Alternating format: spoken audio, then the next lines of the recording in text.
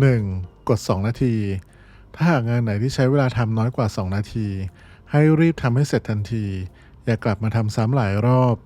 ส่วนอีกหลักของกฎนี้คือเมื่อเริ่มลงมือทำงานอะไรแล้วก็ควรทำให้เสร็จอย่าทิ้งค้างไว้เพราะการเริ่มต้นและหยุดงานทีเดียวกันหลายๆครั้ง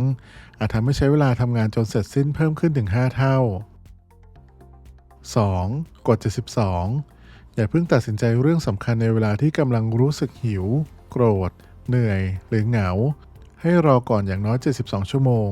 กฎนี้จะช่วยคุณลดความเครียดโดยไม่จำเป็นได้มาก 3. กด5วินาทีเทคนิคง่ายๆที่ช่วยลดการผัดวันประกันพรุ่งในวินาทีที่คุณมีความคิดหรือรู้สึกอยากทำอะไรที่มีประโยชน์ให้นับถอยหลังจาก5 4 3 2 1แล้วลงมือทำทันที 4. กำหนดงานไฮไลท์ประจำวันในแต่ละวันให้เลือกงานสำคัญที่สุดที่จะทำให้เป็นลำดับแรกๆซึ่งควรเป็นงานหนึ่งงานที่จำเป็นต้องทำให้เสร็จภายในวันนั้นให้ได้ไม่ว่าอะไรจะเกิดขึ้นโดยให้ถามตัวเองว่าวันนี้ถ้าเราอยากทำอะไรให้สำเร็จแค่เรื่องเดียวเรื่องอะไรนะที่จะทำให้วันนี้รู้สึกได้ประโยชน์หรือรู้สึกว่าผ่านวันนี้ไปได้อย่างดี 5. ถ้าไม่ใช่สุดๆก็คือไม่กฎข้อนี้ให้ความสำคัญกับความตื่นเต้นที่จะได้ลงมือทำหรือถ้าเกิดมีใครมาชวนคุณไปไหนหรือแนะนำอะไรสักอย่างแต่ในใจของคุณไม่ได้ร้องออกมาว่าใช่เลยทันที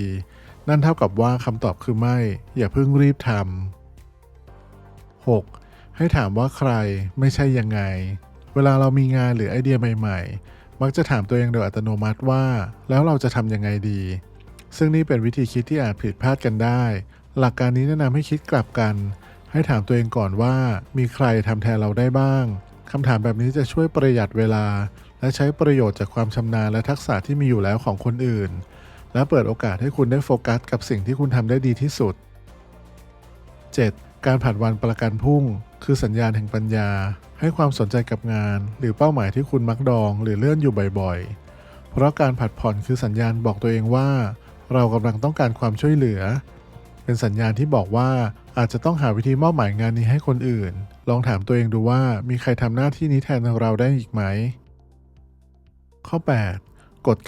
90/1ในช่วงวันทำงานให้ใช้เวลา90นาทีแรกของวันในการทุ่มเทงานเพียงงานเดียวที่สามารถช่วยคุณไปสู่เป้าหมายกฎนี้จะช่วยให้คุณมีสมาธิจดจ่อกับงานที่สำคัญที่สุดได้สำเร็จได้ด้วยดี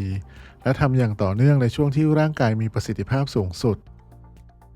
9. กฎปี12สัปดาห์ตามทฤษฎีกฎแห่งปี12สัปดาห์กล่าวว่าคนเราเสียเวลาไปอย่างมากกับการตั้งเป้าหมายเป็นรายปีแนวคิด12สัปดาห์แนะนำให้ลองเปลี่ยนมาที่การกำหนดเป้าหมาย12เดือนแต่ให้จบให้ได้ภายใน12สัปดาห์วิธีนี้จะสร้างแรงกระตุ้นและเป็นผลให้ทำสำเร็จตามเป้าหมายได้ดีกว่าเพราะถึงแม้จะล้มเหลวใน12สัปดาห์แรกคุณก็ยังเหลือเวลาอีก3ไตรมาส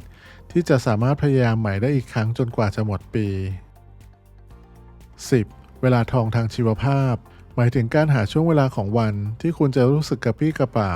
และคิดงานได้มีประสิทธิภาพมากที่สุดแล้วจัดให้ช่วงเวลานั้นเป็นช่วงเวลาที่ใช้ทำงานที่สำคัญที่สุดให้เสร็จ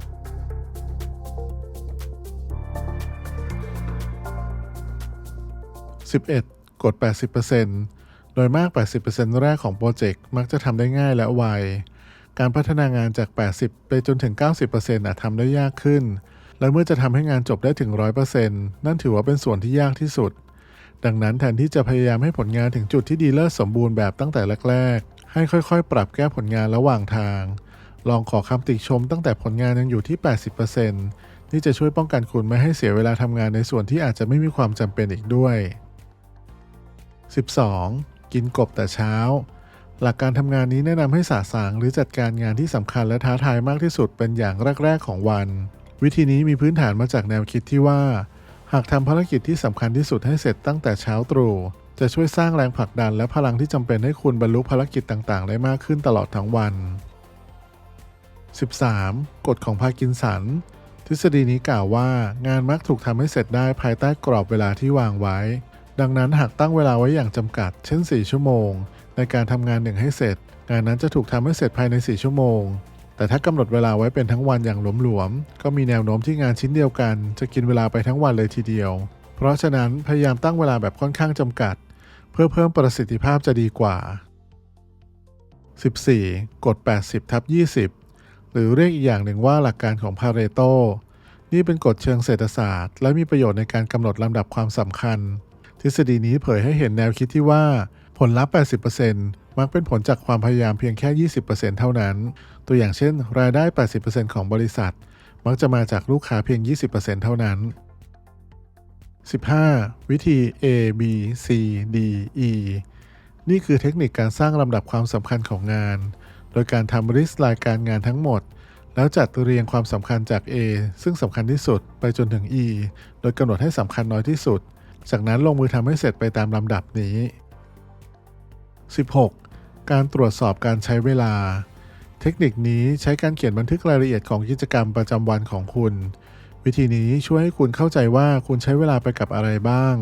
และค้นหาส่วนที่สามารถปรับปรุงประสิทธิภาพให้ดีขึ้นได้ 17. อย่าทำลายโซ่วิธีการนี้เกี่ยวข้องกับการเลือกงานหรือนิสัยที่คุณต้องการสร้าง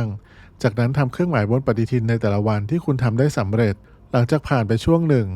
วันที่มีเครื่องหมายแต่ละวันบนปฏิทินจะถูกสร้างเป็นเสมือนรูปโซ่ซึ่งเป้าหมายคืออย่าให้โซ่นี้ขาดตอนเด็ดขาด 18. การบริหารพลังงานแนวคิดนี้จะเน้นว่าการบริหารพลังงานนั้นสำคัญกว่าการบริหารเวลาตัวอย่างเช่นหากคุณอ่านหนังสือเป็นเวลา10 นาทีแต่สุดท้ายไม่ได้จำอะไรได้เลยหลังอ่านจบนี่แสดงถึงปัญหาในการบริหารพลังงานดังนั้นต้องดูแลให้มีระดับพลังงานสูงอยู่เสมอด้วยการนอนหลับให้เพียงพอออกกำลังกายเป็นประจำและหยุดพักจากงานเป็นช่วงๆ 19. เอฟเฟกต์ไซแกนิกทฤษฎีนี้อ้างถึงหลักการที่ว่างานที่ค้างคาจะคอยวนเวียนอยู่ในใจจนกว่าเราจะทำมันสำเร็จหากต้องการใช้ปรากฏการณ์นี้ให้เป็นประโยชน์ลองเริ่มทำงานอะไรสักชิ้นแล้วพักไว้สักครู่ระหว่างที่กำลังทำอย่างอื่นจิตใต้สำนึกของคุณจะยังคงทำงานตรงนั้นต่อและอาจจะเสนอแนวทางแก้ไขใหม่ๆให้คุณแบบคาดไม่ถึงได้ 20. ข้อควรระวังอย่าปล่อยงานที่จุกจิกค้างไว้งานเล็กๆน้อยๆที่ยังไม่มีเวลาดำเนินการให้เสร็จสมบูรณ์จะบั่นทอนพลังสมองอย่างมาก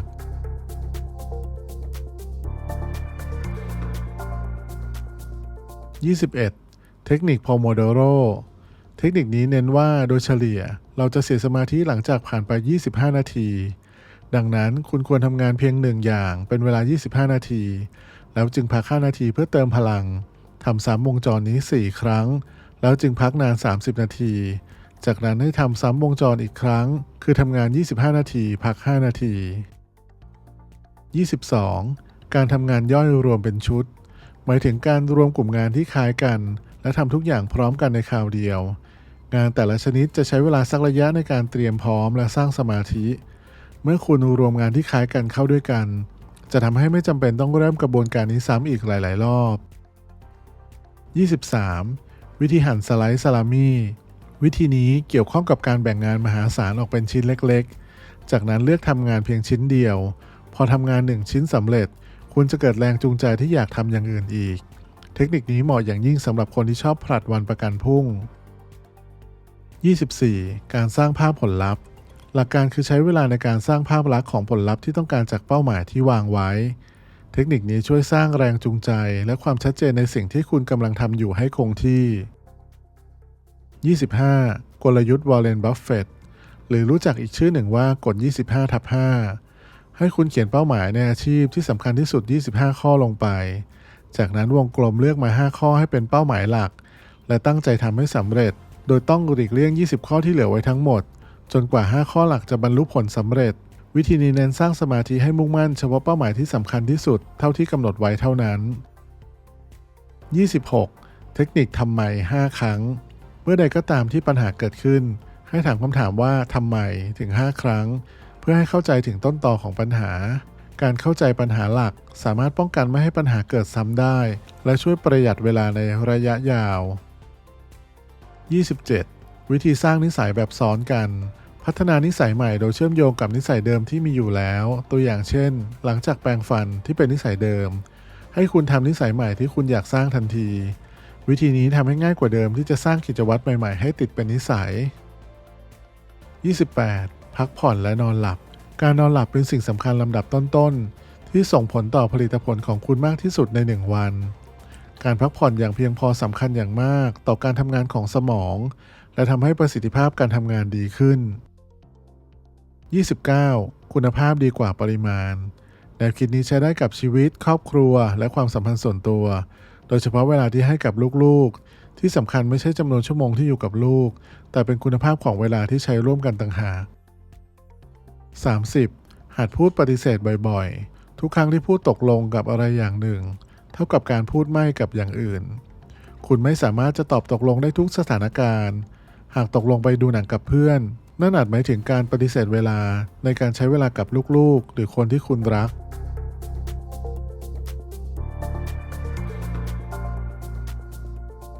31. ทำงานเป็นบล็อกบริหารจัดการ1วันของคุณด้วยการแบ่งมันออกเป็น3ส่วนบล็อกที่1บล็อกกลยุทธ์ใช้เวลาอย่างน้อย3ชั่วโมงทำงานที่สำคัญที่สุดโดยไม่มีการขัดจังหวะบล็อกที่2บล็อกกันชนสำหรับงานเล็กๆเช่นการตอบอีเมลหรือโทรศัพท์บล็อกที่3บล็อกพักฟื้นเพื่อหยุดพักและฟื้นฟูพลังงานในแต่ละวัน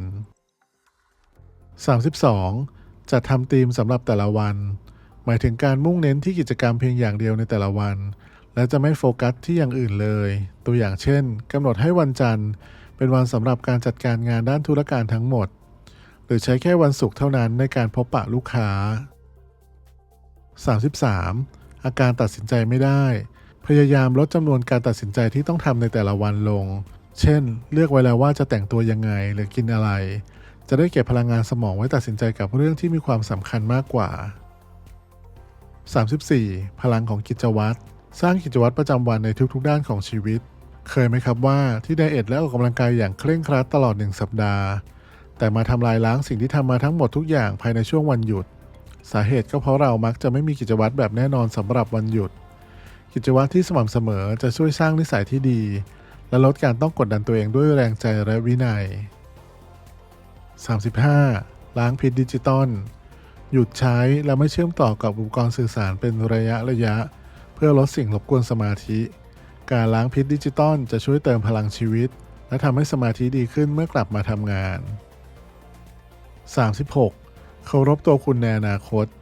เลือกตัดสินใจในแบบที่ตัวคุณในอนาคตจะได้ขอบคุณตัวเองในภายหลังก่อนลงมือทำอะไรให้ถามตัวเองว่าอันนี้ช่วยตัวฉันเองในอนาคตไหมนะถ้าไม่ใช่ก็อย่าทำเลยดีกว่า 37. เอฟเฟกต์สปอตไลท์เข้าใจว่าจริงๆแล้วไม่มีใครคอยจับจ้องมองทุกการเคลื่อนไหวของคุณอยู่หรอกเพราะงั้นแค่ผ่อนคลายและทำในสิ่งที่อยากจะทำการตระหนักรู้ถึงเรื่องนี้จะลดความวิตกกังวลและคุณจะไม่ต้องหมกมุ่นกับเสียงวิจารณ์ภายนอกมากเกินไป 38. หักดิบแบบกระตุกอนาคตเลือกอย่างใดอย่างหนึ่งในปัจจุบันที่จะบังคับให้ต้องทำอะไรบางอย่างในภายภาคหน้าเช่นลบแอป TikTok ทิ้งหรือตั้งระบบเบิกเงินอัตโนมัติจากบัญชีหลักเข้าบัญชีออมทรัพย์ในทุกเดือน 39. วางแผนรายสัปดาห์ตั้งแต่ต้นสัปดาห์กำหนดตั้งแต่วันจันทร์เลยว่าจะมีการแบ่งปันอย่างไรสำหรับอีก168ชั่วโมงที่เหลือนั้นให้แน่ใจว่าสิ่งที่ตั้งใจทำมีความสอดคล้องกับเป้าหมายระยะยาวและเป็นสิ่งที่ให้ความสำคัญก่อนเป็นอันดับต้นๆ 40. พกสมุดติดตัวอยู่เสมอจิตใต้สำนึกของเรากำลังทำงานอยู่เบื้องหลังเสมอเพื่อค้นหาวิธีการแก้ปัญหาสำหรับคุณอยู่แถมคุณไม่มีทางรู้เลยได้ว่าจะเจอโซลูชันที่ต้องการในตอนไหนคำตอบที่มาจากจิตใต้สำนึกคือความคิดที่ดีที่สุดที่มักมาในชั่วโมงที่คาดไม่ถึงการพกสมุดติดตัวไว้จะทำให้สามารถจดบันทึกไอเดียที่ผุดขึ้นมาได้ตลอดเวลา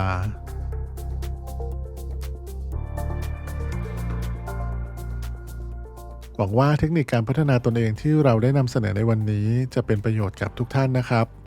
อย่าลืมนำไปลองใช้และปรับให้เหมาะกับตัวเองเชื่อว่าทุกคนสามารถพัฒนาตัวเองและประสบความสำเร็จได้เพียงแค่มีความตั้งใจมีความพยายามและวินัยสุดท้ายนี้ขอขอบคุณทุกท่านที่รับฟังและขอให้ทุกท่านมีความสุขประสบความสำเร็จและพัฒนาตัวเองอยู่เสมอแล้วพบกันใหม่ในรายการพอดแคสต์นิววิลาชัยสวัสดีครับ